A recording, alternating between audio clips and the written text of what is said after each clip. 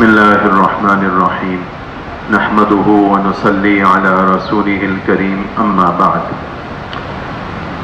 رمضان 1444 ہجری کی 5ویں تراویح اور 5ویں پارے کا دوسرا آدھا اور چھٹے پارے کے 3 پاؤ کی تلاوت کی گئی۔ البتہ مضامین کے لحاظ سے ہم پیچھے ہیں۔ کل سورہ نساء پڑھی گئی تھی، اس کے مضامین بیان ہونے سے رہ گئے تھے، اور اس کے مضامین کی خیر بنیادی بات بتا دینے سے کافی حد تک قابو میں آ جائے گا۔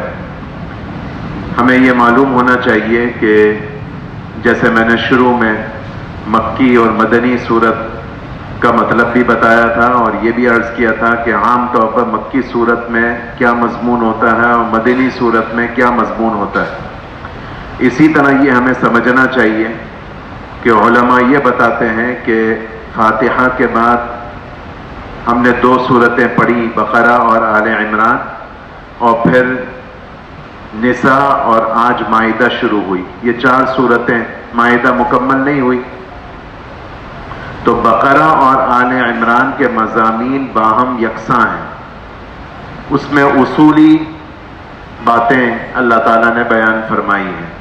جیسے سورہ نساء اور مائدہ دونوں اس بات میں شریک ہیں کہ ان میں فروعی اور ذیلی مضامین ہیں۔ وہ کیسے؟ وہ ابھی میں آپ سے عرض کرتا ہوں۔ آپ نے سنا آل عمران میں کہ بدر اور احد کا ذکر آیا۔ یہ بات بھی آئی کہ احد میں مسلمانوں میں سے 70 صحابہ شہید ہوئے، اور جتنے تھے وہ زخمی ہوئے۔ بدر کے اندر بھی غلبہ تو مسلمانوں کا ہوا، لیکن شہادتیں 13 یا 14 حضرات کی ہوئی، اور ہجرت کیے ہوئے ابھی 3 سال پورے نہیں ہوئے۔ اور اس کے علاوہ جو طبعی اموات ہو رہی تھی وہ اس کے علاوہ تھی۔ تو مدینہ منورہ جب رسول اللہ صلی اللہ علیہ وسلم ہجرت کر کے آئے اور یہ واقعات رونما ہوئے، تو واضح بات ہے کہ شہادتوں کی وجہ سے اور اموات کی وجہ سے مسلمان بچے یتیم بھی ہونے لگے۔ اس کی ضرورت تھی کہ مسلمانوں کو ترغیب دی جائے کہ یتیم بچوں کی کفالت کریں، لیکن جب یتیم بچوں کی کفالت کریں گے تو ایسا بھی ہو سکتا ہے کہ ایسا بچہ میرے کفالت میں آئے جو مالدار ہو، اور بچے کو تو کچھ نہیں پتا کہ میرا باپ کیا چھوڑ کر گیا ہے۔ اب اگر میری نیت خراب ہو جائے اور میں کسی مالدار آدمی کے یتیم بچے کو اس لیے گود لوں تاکہ اس کے مال کو میں ہتھیا لوں، یہ بھی فکر کی بات تھی۔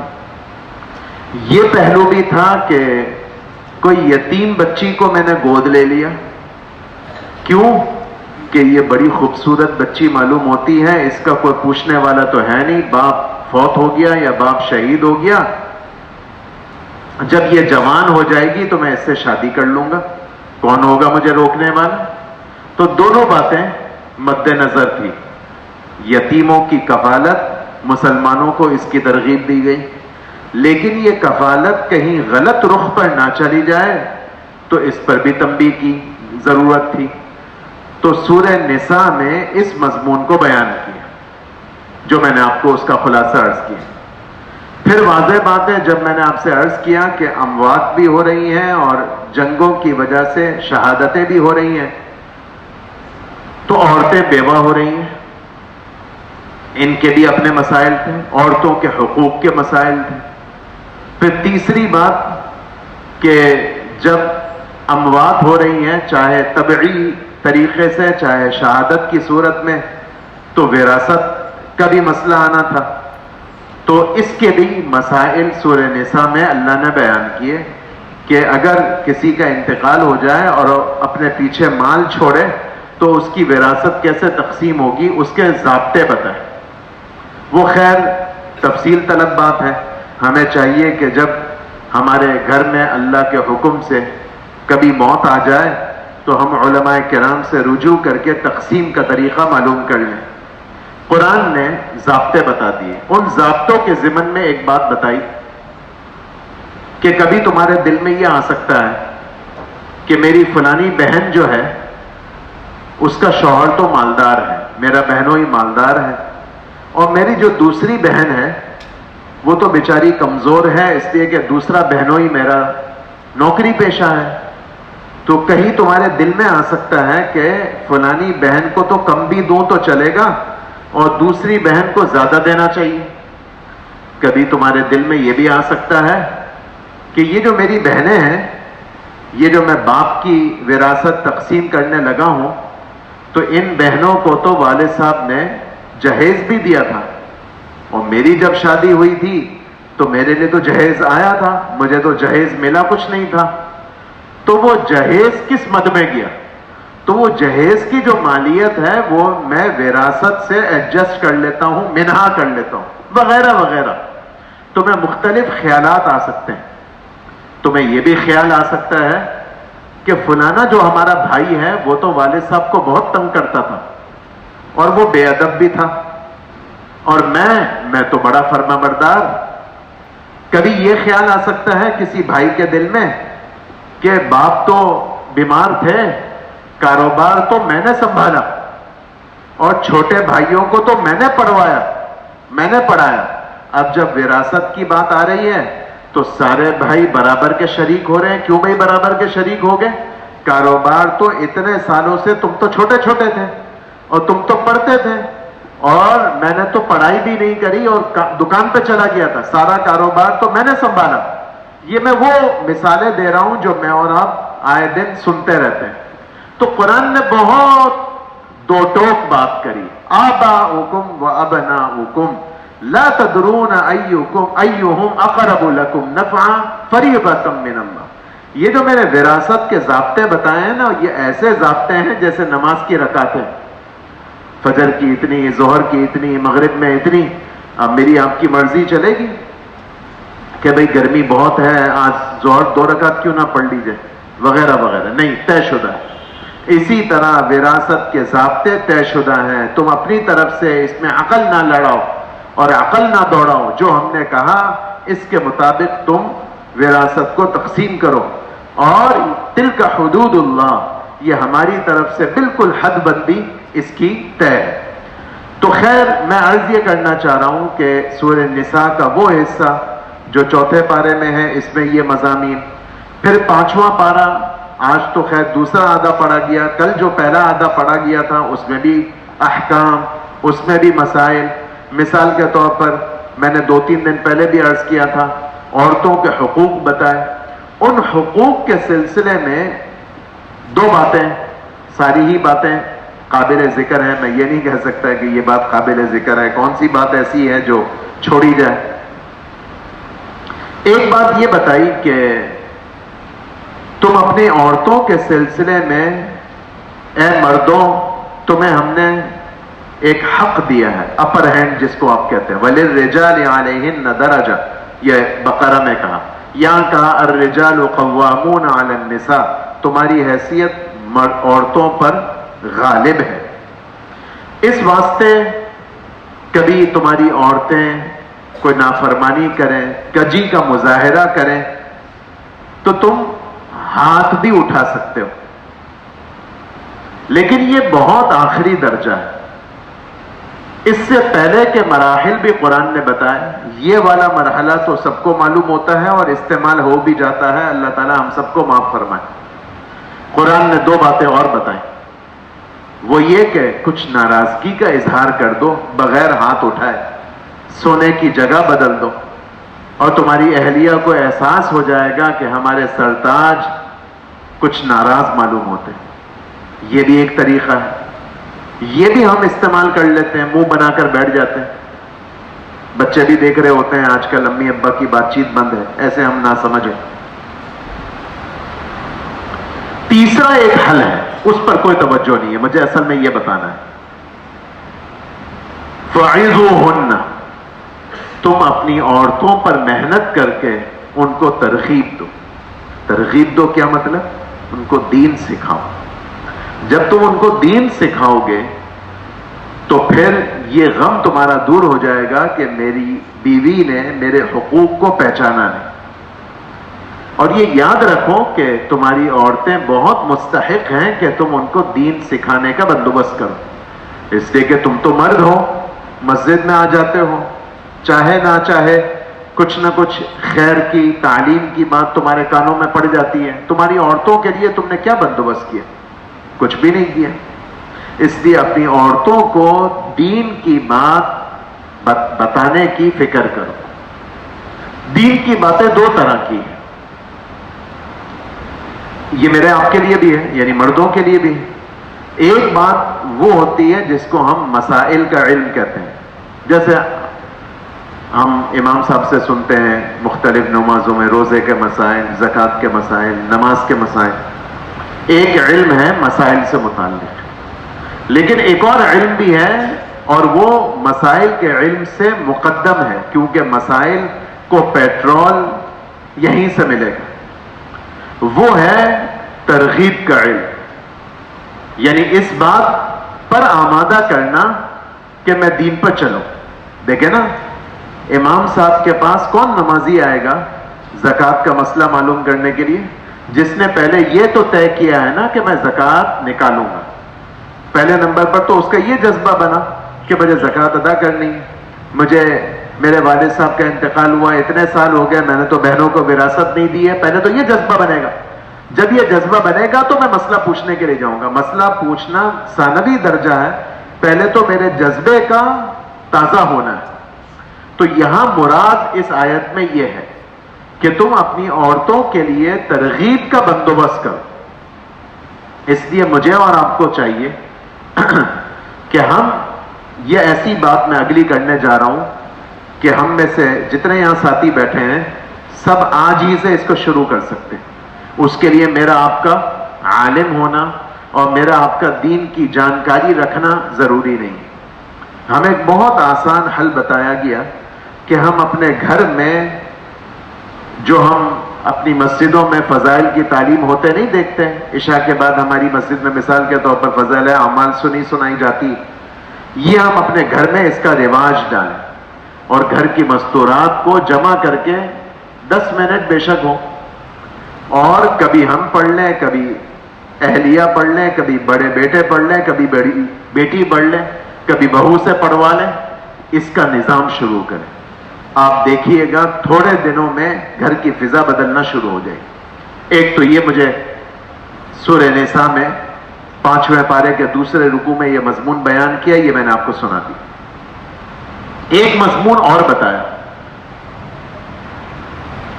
کبھی جب تم خاندانی اور اجتماعی زندگی گزارو گے تو دلوں میں کبھی فرق بھی آنے لگے گا، اس لیے کہ تمہارا بھائی یا تمہاری بہن دنیاوی لحاظ سے کسی چیز میں آگے بڑھ جائیں گے. ان کے بچوں کے رزلٹ اچھے آئیں گے، تمہارے بچوں کے رزلٹ کمزور آئیں گے. ان کے بچوں کے رشتے مالدار گھروں میں ہو گیا اور تمہاری بچی بیچاری کسی متوسط گھرانے میں بیاہ کر گئی، وغیرہ وغیرہ. تمہارے والد نے بڑی بہن کو تو بڑی اونچی جگہ سے فرنیچر بنوا کر دیا تھا اور تمہیں کمزور جگہ سے شاید دیا. تو مختلف چیزیں زندگی میں ایسی پیش آئیں گی کہ جس کی وجہ سے تمہارے گھروں میں دلوں میں آپس میں فرق پیدا ہو جائے. تو دیکھو ایسا نہ کرو. وَلَا تَتَمَنَّوْا مَا فَضَّلَ اللَّهُ بِهِ بَعْضَكُمْ عَلَى بَعْضٍ. یہ جو ہم نے تمہارے گھروں میں، گھر میں نے اس لیے کہا کہ گھروں میں فرق جلدی آ جاتا ہے، گھر کی باتوں کو زیادہ محسوس کیا جاتا ہے. یہ جو ہم نے کسی کو کسی چیز میں فوقیت دی، خوبصورتی میں، بچوں میں، بچوں کی پڑھائی میں، بچوں کی سمجھداری میں، بچوں کے رشتے میں، کاروبار میں، ایک کا کاروبار سیٹ ہے ایک کا نہیں ہے، وغیرہ وغیرہ. یہ جو مختلف صورتیں ہیں، اس میں جو تمہارے گھروں میں اور تمہارے معاشرے میں تمہیں کبھی کمی بیشی اور تفاوت اور فرق نظر آتا ہے، اس کی وجہ سے تم اپنے دل میں اپنے اس بھائی اور اپنی اس بہن کے لیے حسد نہ پیدا کرو. مان لیا کہ تمہیں چاہیے یہ نعمت، لیکن قرآن نے عجیب بات کی، یہ نعمت تمہارے اس بھائی بہن کو کس نے دی؟ میں نے دی ہے. تمہیں میں شارٹ کٹ بتاتا ہوں، اس بھائی اور اس بہن کے لیے دل میں میل نہ رکھو. وَاسْأَلُوا اللَّهَ مِن فَضْلِهِ، تم مجھ سے مانگو نا، مجھ سے کہو. اس کو میں نے دیا تجھے بھی میں دے دوں گا. اس کے لیے دل میں کیوں میل پال رہے ہو؟ یہ اللہ تعالیٰ نے مضمون بیان کیا. اور بھی مضامین ہیں لیکن میں نے بنیادی باتیں. پھر اسی پارے میں 5ویں پارے میں اور بھی احکام، خصوصاً جو آج قرآن پڑھا گیا، منافقین کا تذکرہ ہوا. مسلمانوں سے ہونا تو نہیں چاہیے لیکن بہرحال قتل ہو جائے اس کی کیا سزا ہے. اور خیر جان بوجھ کے تو تم اے مسلمان کسی کو کیا قتل کرو گے؟ کبھی غلطی سے قتل ہو سکتا ہے، ایکسیڈنٹ کی صورت میں تمہاری گاڑی سے کسی کو حادثہ ہو گیا اور اگلا تمہاری گاڑی سے ٹھوکر کھا کر بیچارہ فوت ہو گیا، اس کے کیا احکام ہیں یہ بتائیں. کبھی ایسا بھی ہو سکتا ہے کہ تمہیں نماز تو کسی صورت میں بھی معاف نہیں، کچھ بھی ہو جائے. آج ظہر میں بھی امام صاحب اس بات کو بیان کر رہے تھے. روزہ بہت سہولت قرآن نے دے دی، بیماری ہو، سفر ہو، نہیں رکھ سکتے نہ رکھو. عورتوں کے لیے بعض صورتوں میں روزے معاف ہو جاتے ہیں. زکوٰۃ مالدار نہیں ہو تو نہیں ہے. حج بھی زندگی میں ایک ہی مرتبہ ہے. نماز تو ساری زندگی روزانہ 5 دفعہ ہے اور کسی صورت معاف نہیں.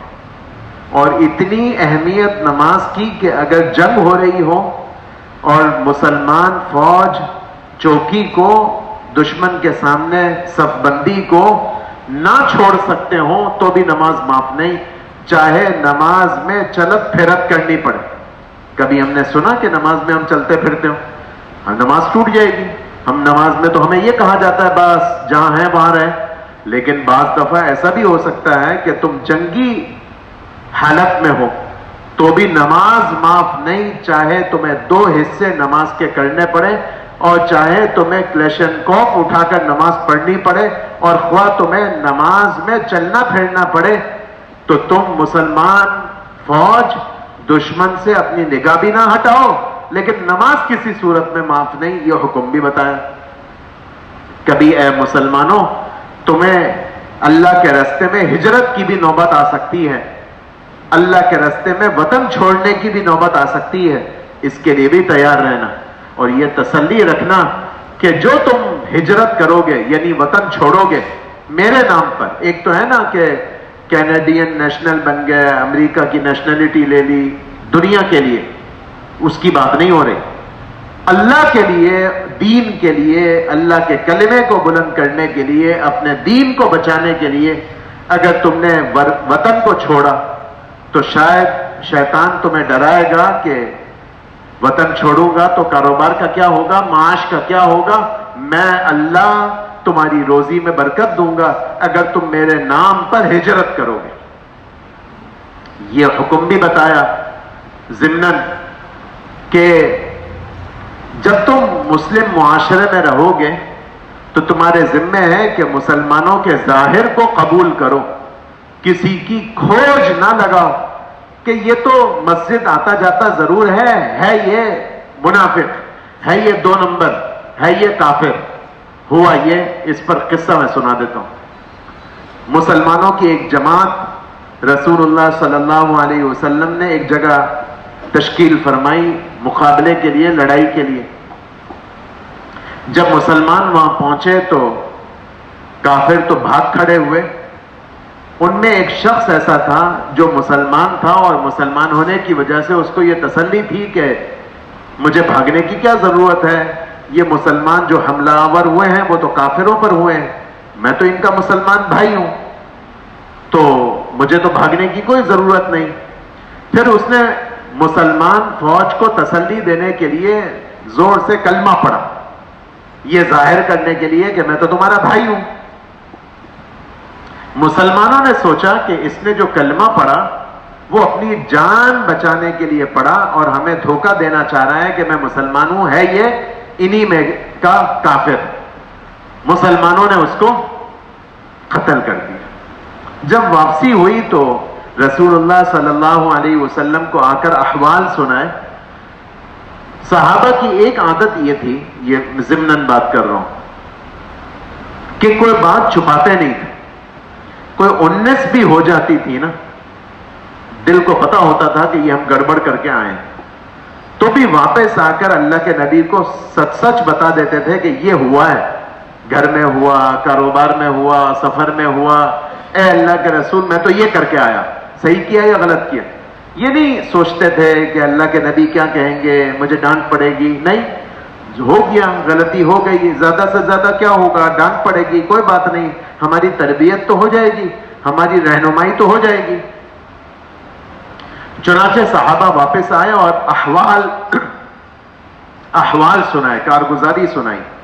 تو رسول اللہ صلی اللہ علیہ وسلم اس جز پر بہت ناراض ہوئے، اور اتنے ناراض ہوئے کہ یہ فرمایا کہ یہ جو تم نے اس کو قتل کر ڈالا، تو تمہیں کس نے کہا کہ یہ کافر تھا اور جان بچانے کے لیے اس نے کلمہ پڑھا ہے؟ تو تم نے دل چیر کر دیکھ لیا تھا؟ اور یہ جو جملہ تھا کہ تم نے اس کا دل چیر کر دیکھ لیا تھا، اس کو اللہ کے نبی نے ناراضگی کے ساتھ اتنی مرتبہ کہا کہ وہ جو صحابی تھے وہ کہنے لگے میں اتنا شرمندہ ہوا کہ میں نے سوچا کہ کاش میں مسلمان آج ہی ہوا ہوتا. اللہ کے نبی اتنا مجھ پر خفا ہوئے کہ تم نے یہ کیوں کرا کہ کسی مسلمان کو اپنی طرف سے یہ سمجھا کہ یہ تو 2 نمبر ہے. نہیں، تمہیں یہ حق نہیں ہے. جو آدمی تمہارے درمیان رہتا ہے کسی کے بارے میں یہ رائے قائم نہ کرو کہ یہ تو منافق ہے، یہ تو سچا مسلمان نہیں ہے. تم کون ہوتے ہو اپنے بارے میں یہ رائے قائم کرنے والے کہ میں تو مخلص اور یہ منافق، میں تو سچا اور کھرا اور یہ کھوٹا 2 نمبر مسلمان؟ نہیں، تمہیں کوئی حق نہیں ہے اس طرح کی رائے قائم کرو. پھر من جملہ احکام کے، یہ سب آج کے قرآن کی باتیں سنا رہا ہوں، من جملہ میں کل بتا چکا اور ابھی بھی میں نے کہا کہ نساء میں احکام بہت سارے. جب تم مسلم معاشرے میں رہو گے تو کبھی تمہیں گواہی کی بھی نوبت آئے گی. 2 آدمیوں کے یا 2 خاندانوں کے معاملے میں بھی تمہیں درمیان میں تھرڈ پارٹی بنایا جائے گا، تمہیں فیصلے کے لیے بٹھایا جائے گا، تمہیں عدالت میں گواہی کے لیے بلایا جائے گا. تو کبھی ایسی نوبت آئے تو دیکھو تم سچ کے ساتھ رہنا، خواہ زد تمہاری ذات کو پڑ رہی ہو، تمہارے رشتہ دار کو پڑ رہی ہو، تمہاری برادری والوں کو پڑ رہی ہو، تمہاری زبان والوں کو پڑ رہی ہو، اور خواہ زد کسی مالدار کو پڑ رہی ہو، تم نے تو ساتھ دینا ہے کس کا؟ حق کا اور سچ کا. کبھی یہ نہیں کرنا کہ تمہاری گویا تمہارا رجحان اور تمہارا میلان اور تمہاری نرمی اور تمہاری ہمدردی برادری کی بنیاد پر ہو، زبان کی بنیاد پر ہو، خاندان کی بنیاد پر ہو. نہیں، سچ کی بنیاد پر. لیکن یہ تب ہوگا، اگلی بات، یہ تب ہوگا جب تمہیں، یعنی صرف یہی نہیں، شہادت نہیں، گواہی نہیں، اور بھی باتیں، یہ ساری باتوں پر تم اس وقت عمل کرنے والے بنو گے جب تمہیں ایمان کی حقیقت حاصل ہوگی. اس لیے اللہ تعالیٰ نے فرمایا کہ اے ایمان والو، تم ایمان والے بن جاؤ. اب یہ جملہ بظاہر تو عجیب سا ہے کہ اے ایمان والو تم ایمان والے بن جاؤ. یہ اس لیے عجیب سا ہے کہ یہ راحیل بیٹھے ہیں، میں ان کو کہوں راحیل تمہارا کیا نام ہے؟ یہ جملہ کبھی میں بولوں گا؟ آپ تو خود مجھے میرے نام سے پکار رہے ہیں. جب مجھے آپ میرے نام سے پکار رہے ہیں تو پھر یہ پوچھنے کا کیا مطلب کہ میرا کیا نام ہے؟ تو اللہ تعالیٰ ہمیں پکار رہے ہیں کہ یا ایھا الذین آمنو، اے ایمان والو. ہم متوجہ ہو گئے، جی اللہ آپ کیا فرماتے ہیں؟ اللہ نے فرمایا اے ایمان والو ایمان لے آؤ. یہ تو کوئی بات نہ ہوئی نا، جب ہم ہیں ہی ایمان والے اور آپ خود ہمیں ایمان والا کہہ رہے ہیں تو اب ایمان لانے کا کیا مطلب؟ تو مطلب یہ ہے کہ اے وہ لوگوں جو زبان سے ایمان لائے ہو، اے وہ لوگوں جن کا ایمان کا ظاہر جن کو حاصل ہے، وہ کوشش کریں ایمان کی حقیقت اور ایمان کا کمال اپنے اندر پیدا کریں. اس لیے یہاں تو نہیں، لیکن رسول اللہ صلی اللہ علیہ وسلم نے ایمان کی حقیقت اور ایمان کے کمال کی دعائیں مانگی. پھر چھٹے پارے کے پہلا پاؤں نساء ہی کا چھٹے پارے کے 1 پاؤ تک سورہ نساء چلتی ہے، اس میں زیادہ مضمون عیسائیوں کے بارے میں ہے۔ عیسائیوں ہم سے تو ہمارا واسطہ نہیں پڑتا، اس لیے میں اس کی تفصیل میں نہیں جاتا، لیکن ہے یہ مسئلہ بہت اہم، غیر مسلم دنیا میں یہ بہت پیش آتا ہے وہاں کے مسلمانوں کو۔ وہ یہ ہے کہ ہمارے نبی محمد صلی اللہ علیہ وسلم سے پہلے جو آخری نبی گزرے ہیں وہ عیسیٰ علیہ السلام، اور عیسیٰ علیہ السلام اور ہمارے نبی محمد صلی اللہ علیہ وسلم کے درمیان کوئی اور نبی نہیں، حالانکہ درمیان میں بہت صدیوں کا فاصلہ ہے۔ عیسیٰ علیہ السلام کے بارے میں ہم مسلمانوں کا یہ عقیدہ ہے کہ وہ زندہ آسمانوں پر اٹھا لیے گئے، وہ نہ فوت ہوئے، نہ وہ شہید ہوئے، نہ وہ قتل کیے گئے جیسے کہ یہودیوں کا یا عیسائیوں کا عقیدہ ہے، اسی لیے وہ صلیب کا نشان لگاتے ہیں۔ لیکن ہمارا عقیدہ یہ ہے اور مسلمانوں کو یہ کہا گیا کہ عیسیٰ علیہ السلام آسمانوں پر زندہ ہے، دنیاوی زندگی کے ساتھ، اور دنیا میں ان پر موت نہیں آئی، نہ وہ قتل ہوئے، اللہ نے ان کو آسمانوں پر اٹھا لیا، اور قرب قیامت میں وہ دوبارہ روئے زمین پر تشریف لائیں گے، دجال کو قتل کریں گے، رسول اللہ صلی اللہ علیہ وسلم کی شریعت پر عمل کریں گے، دنیا میں اسلام کو نافذ کریں گے، ٹیکس کو ختم کریں گے، شراب نہیں ہوگی، خنزیر کا گوشت نہیں چلے گا، اسلام ہی اسلام ہوگا، کچھ اور نہیں ہوگا، شادی بھی ہوگی، اولاد بھی ہوگی، اور پھر ان کا انتقال ہوگا اور رسول اللہ صلی اللہ علیہ وسلم کے پڑوس میں دفن کیے جائیں گے۔ یہ ہمارے عقیدے سے متعلق ہے، اس بات کو جاننا اور سمجھنا، اس لیے میں نے تھوڑا سا آپ کو عرض کر دیا، لیکن ہے یہ تفصیلی بات۔ تو یہ قرآن نے اس جگہ پر بیان کیا۔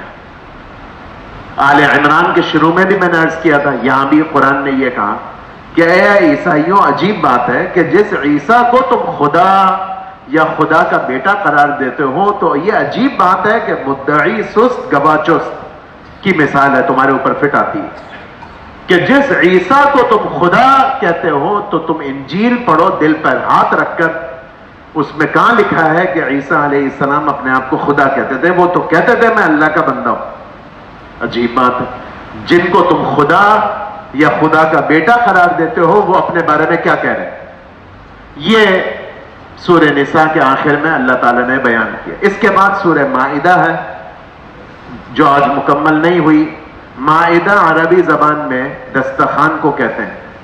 اس صورت میں ایک قصے کا بیان ہے جس میں دسترخوان اترنے کا ذکر ہے، جو کل قرآن پڑھا جائے گا اس میں آئے گا۔ قصہ ابھی سنا دیتا ہوں کہ ایک موقع پر عیسیٰ علیہ السلام سے عیسائیوں نے مطالبہ کیا کہ آپ ہمارے لیے آسمان سے دسترخوان اتروا دیں۔ میں اور آپ کہتے ہیں نا بھائی ہماری دعوت کرو، کھانے کی دعوت کرو۔ انہوں نے کہا آپ کہتے ہیں میرے پاس وحی آتی، آپ کا اللہ سے تعلق ہے، بس ایک دعوت ہونی چاہیے، آسمان سے دسترخوان اترے، دسترخوان سجا ہوا ہو، کھانا اس پر گرما گرم لگا ہوا ہو۔ یہ ایک انہوں نے فرمائشی پروگرام چاہا، کیوں؟ تنگ کرنے کے لیے عیسیٰ علیہ السلام۔ نبی، میں نے پہلے بھی شاید کہا تھا اور نہیں کہا تو اب کہہ رہا ہوں اور آئندہ بھی بار بار بات آئے گی کہ نبی شفقت کا پیکر ہوتا ہے، مجسم مہربانی ہوتا ہے۔ عیسیٰ علیہ السلام پریشان تو بہت ہوئے، یہ کوئی بھلا بات ہے، یہ تم عجیب تقاضا مجھ سے کر رہے ہو۔